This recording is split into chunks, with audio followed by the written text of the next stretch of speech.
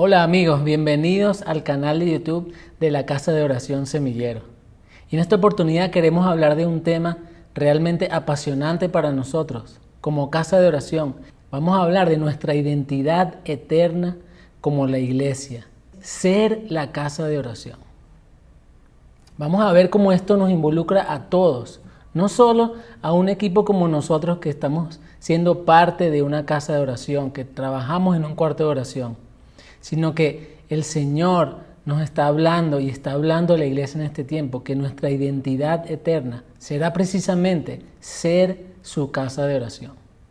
Y vamos a basarnos en este pasaje que se encuentra en Isaías 56, verso 7, que dice: porque mi casa será llamada casa de oración para todos los pueblos.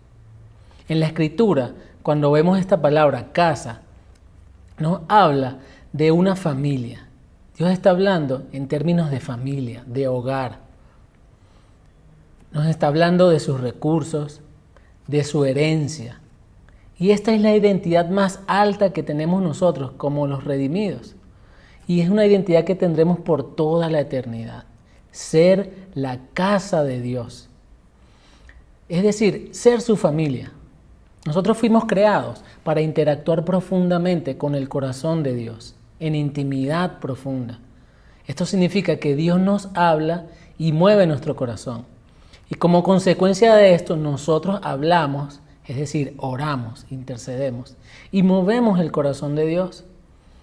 Esto produce como resultado que se desaten las bendiciones de Dios, los recursos de Dios, su sabiduría infinita, su poder creativo, el dinero, las finanzas, el impacto y las obras de justicia sobre su iglesia y todo esto opere a través de su iglesia de una manera sobrenatural.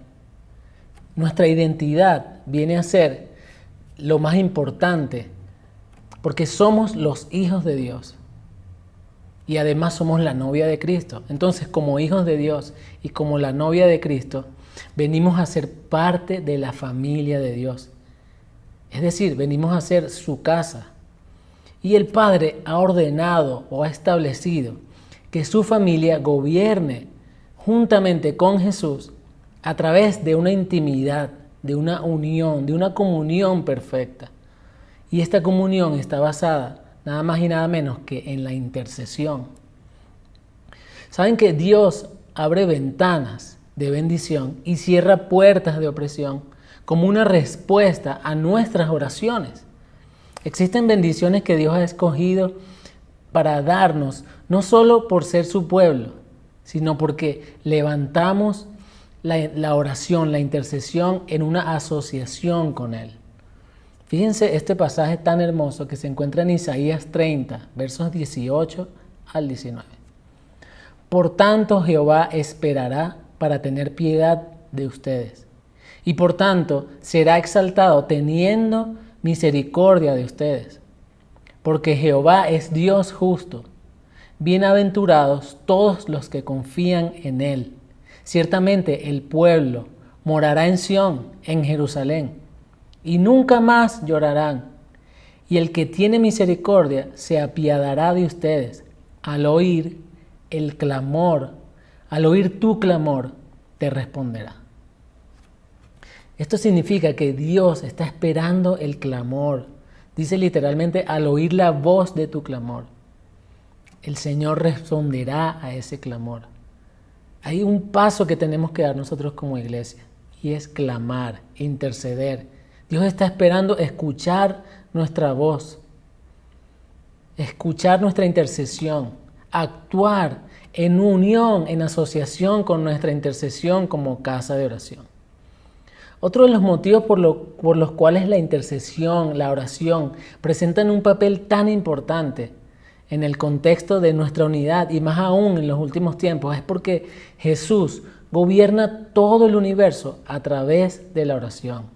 Y ha determinado hacerlo a través de su familia, a través de la casa de oración. Ustedes saben que la iglesia, la palabra iglesia realmente significa asamblea, la asamblea de los santos. Es la palabra griega eclesía. Es un centro de gobierno Y el centro de gobierno universal que Dios ha establecido es nada más y nada menos que el ministerio de oración. Este ministerio que quizás ha sido un poco menospreciado por años, es el que Dios ha escogido para gobernar el universo. Jesús lo hace a través de la oración y a través de su casa de oración. Y esto incluye las oraciones inspiradas por el Espíritu Santo en la tierra y en el cielo, que se elevan delante de Dios. Esta oración intercesora corporativa, es decir, hecha por todo el cuerpo de Cristo en unidad, es el medio principal que Dios ha escogido para desatar gobierno, para desatar poder. Y es un arma poderosa que Dios tiene preparada.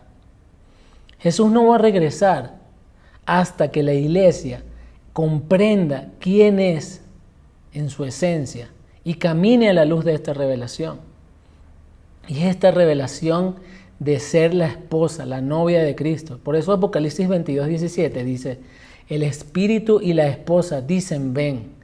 Si se fijan, la iglesia está siendo descrita como una novia, es decir, una revelación, tiene la revelación correcta de quién es, y es descrita intercediendo, clamando ven, pero además es descrita en unidad con el Espíritu. Todo esto surge de esa intimidad profunda que nace dentro de la casa de Dios, la familia de Dios. Y Jesús igualmente va a regresar en el contexto de un movimiento de adoración y oración.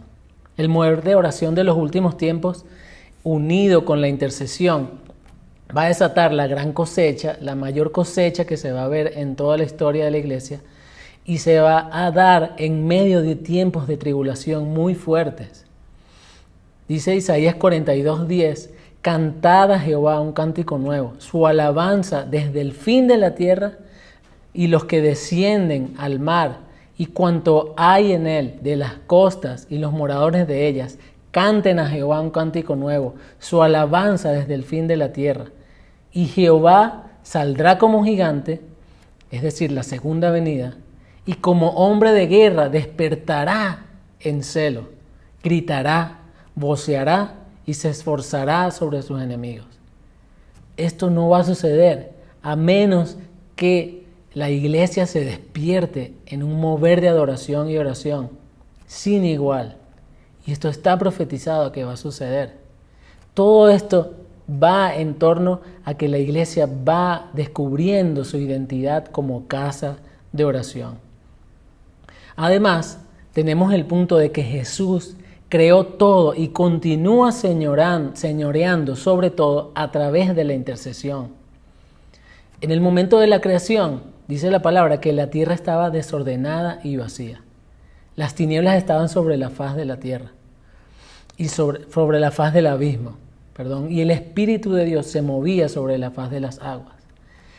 Pero fue cuando Dios dijo, sea la luz, y fue la luz, que todo cobró orden. Y esto nos da un ejemplo desde el principio que Dios ha establecido la intercesión, su palabra, para gobernar, para crear y para señorear. Dice Hebreos 1:3 de igual forma, que Jesús es quien sustenta todas las cosas con la palabra de su poder. Y asimismo ha determinado que la iglesia opere en asociación con Él a través de la intercesión, a través de la declaración de su palabra. También quiero hablarles acerca de que la intercesión es central en el plan de Dios. Fíjense que hemos hablado de nuestra identidad como casa de Dios, como casa de oración, que hemos hablado de que Jesús gobierna y quiere que su iglesia gobierne a través de la intercesión y de que todo fue creado a través de la intercesión, pero también la intercesión es central en el plan de Dios. El Señor llamó al pueblo de Israel con un llamado a ser sacerdotes y además Él desde el principio los llamó a construir un tabernáculo, un lugar de oración, un lugar de intercesión.